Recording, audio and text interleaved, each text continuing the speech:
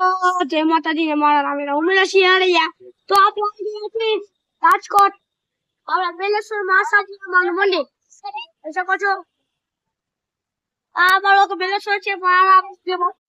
આ તે નવું નોટું છે તો આ બધું ડેકોરેશન કર્યું છે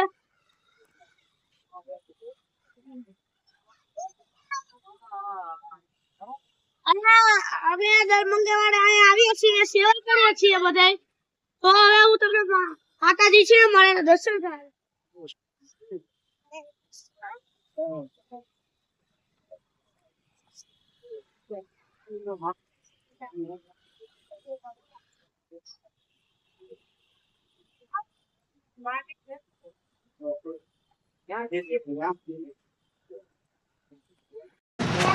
જોઈ શકો છો આપણું મંદિર છે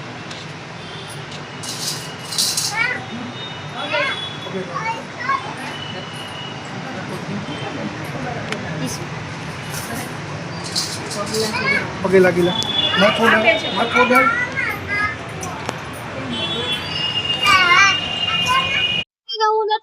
ભક્તોની ભીડ છે મંદિરને જોઈ શકો છો આપણે પ્રસાદી નું છે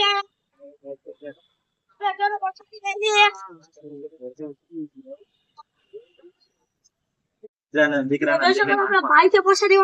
આપણે પ્રસાદી લઈ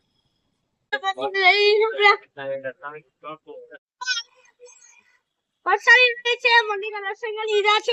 હવે આપણે હું આ જે મંદિર આપણું માતાજીનું છે એનો ઇતિહાસ કહીશ રામદાસ ઠાકોર સાહેબ શ્રી રાજી પરિવાર તરફથી આ મંદિરનું બાંધકામ હજારો વર્ષ પહેલાથી રાજા સાહેબ વખતથી આ કરાયું છે આ મંદિર બાંધકામ શ્રી પરિવાર શ્રી રાખાજી રાજ બાપુ ઠાકોર સાહેબ શ્રી બાપુ ઠાકોર સાહેબ શ્રી મનોહરસિંહ દાદા બાપુ ઠાકોર સાહેબ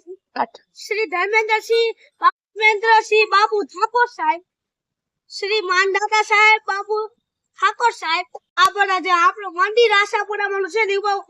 ખૂબ આધાર ધરાવે છે ને અહીંયા બહુ ભક્તિ ભાવ પૂજા છે આખું રાજકોટ જે દરબાર છે આ મંદિરને માને છે અજીત પરિવારનું જે છે એનું નામ બોલ્યો એ આશાપુરામાં જે મંદિર ઉપર ખૂબ આસ્થા પૂજા પાઠ એ બધું ધરાવે છે એટલે આ મંદિરને બહુ મનાય છે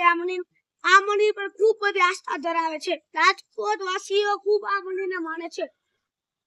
નવરાત્રીમાં ખૂબ જ ગરદી અને ભીડ જોવા મળે છે અહીંયા આતમનો હવન પણ થાય છે હવે આટલી જે માહિતી મને ખબર હતી મેં કીધી હવે આપણે આગળનો જે મંદિરનો ઇતિહાસ છે એ આપણા દાદાભાઈથી આપણે સમજીશું દાદા